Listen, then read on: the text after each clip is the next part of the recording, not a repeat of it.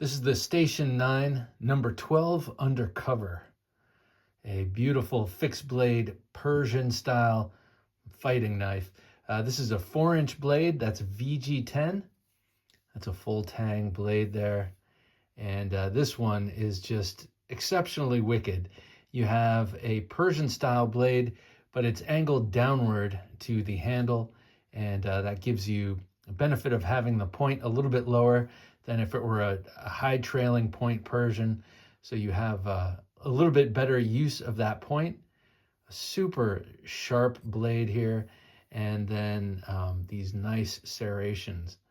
Chisel ground serrations. I guess most serrations are chisel ground, but that's a pretty extreme angle there.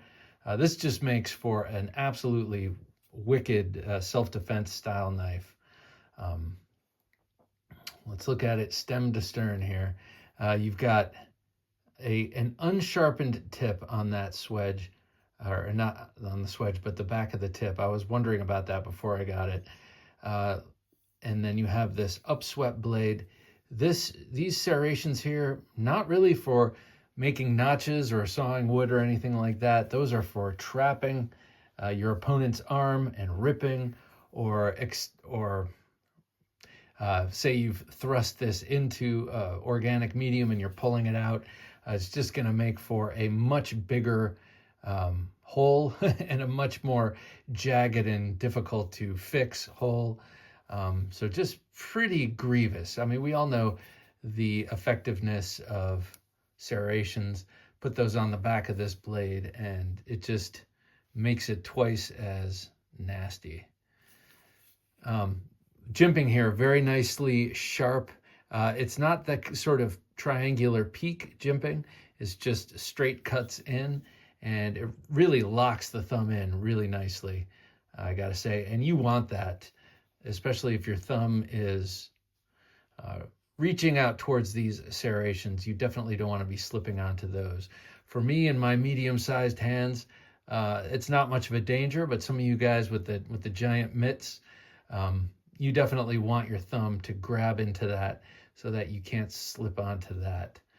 But the point is very acute, so when you're thrusting this, very little risk of that anyway. You also have a great handle with this sort of bookended center swell there, bookended by this bird's beak and this large choil, so that acts as a guard right here. You have these open grommets, so you can feed paracord through there and tie a sort of D-ring to keep this stuck to your hand.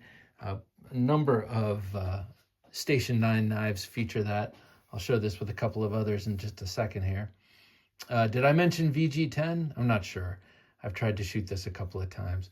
Of course, you have G10 handles here, lightly textured. This reminds me kind of the texture of like the Spyderco Resistance or something like that. So I have these Ranger bands on here for extra traction. I carry this on my belt. This is the sheath it comes with, and this is my favorite mounting option. Right now, I love carrying knives horizontally on the belt. So imagine you're looking down and here's your belly, all flat and six-packed, just like mine. Just kidding.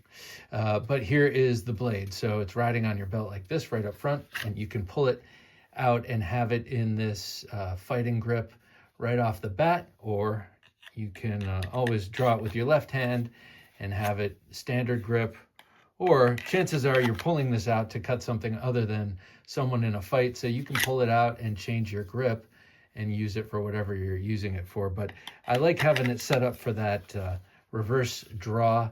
And this is a Discreet Carry Concepts clip. You can see their logo right there. Let's see if I can turn this up.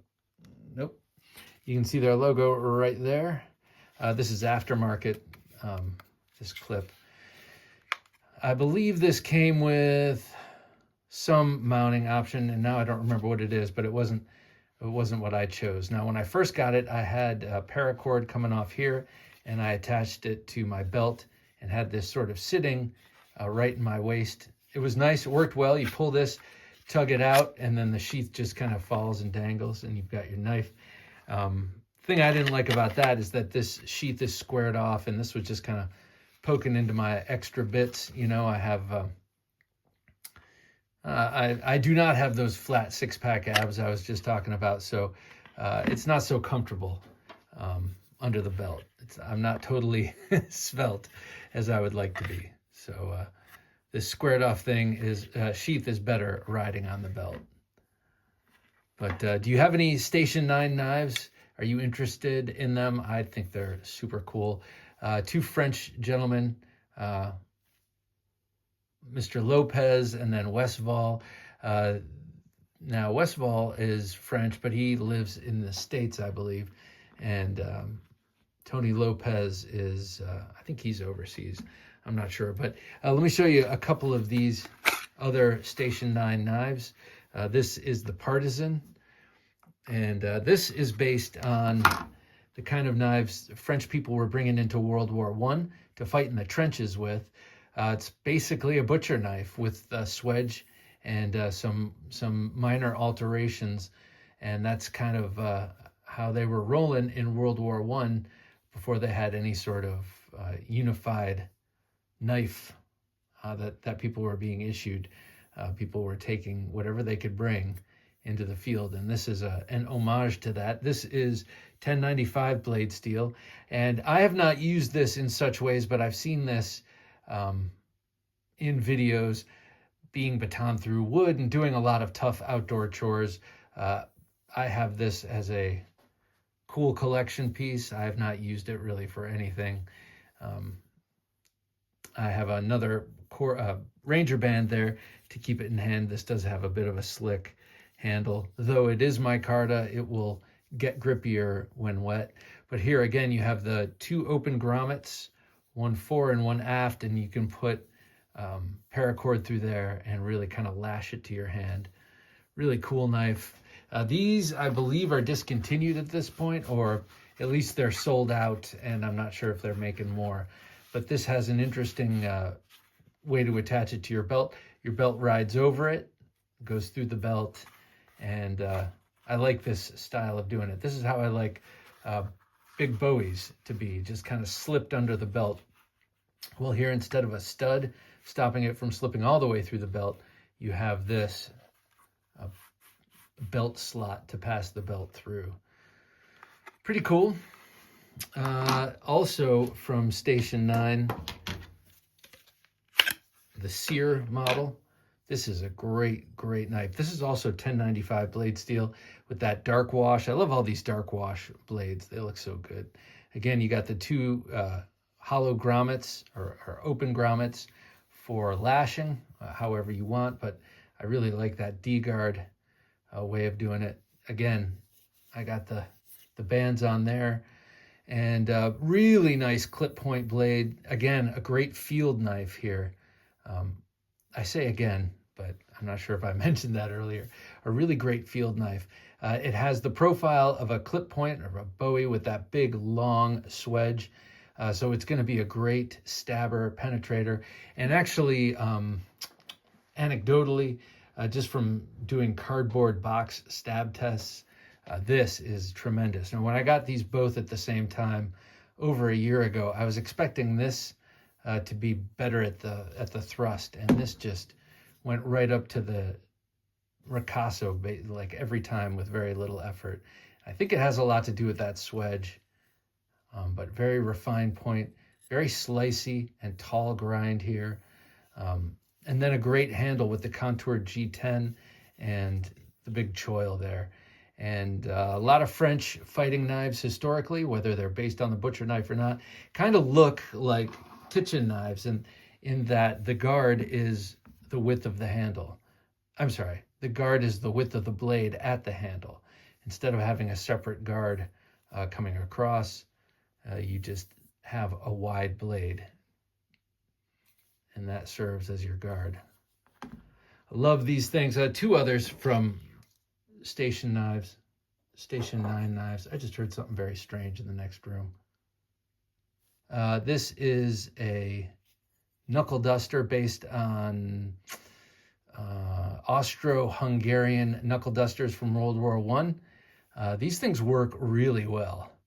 I like knuckle dusters like this that don't have that portion that butts into the hand. And so you can do other stuff with it. You can hold a gun with it. You can manipulate. And then when you need to rake this across someone's face, it's there, it's available. For my hand, it's almost a little big, but I've made it work. I actually just recently took off the paracord I had wrapped around here. I gave it a little cushion and something to make it a little bigger. Yeah, this is a very cool product. And then here, this is like their OSS style lapel dagger. Great little, super sharp little dagger. And they're all different sorts of ways you can stash this. You can kind of walk around and then bang. And I like to anecdotally talk about how I stabbed up a watermelon that was sitting on our counter a couple of summers ago and just wasn't getting eaten. Someone brought it by, and before we threw it out, I went to town with it. With this, you've got those parallel jimps there that really capture it in your hand, but I really like this too.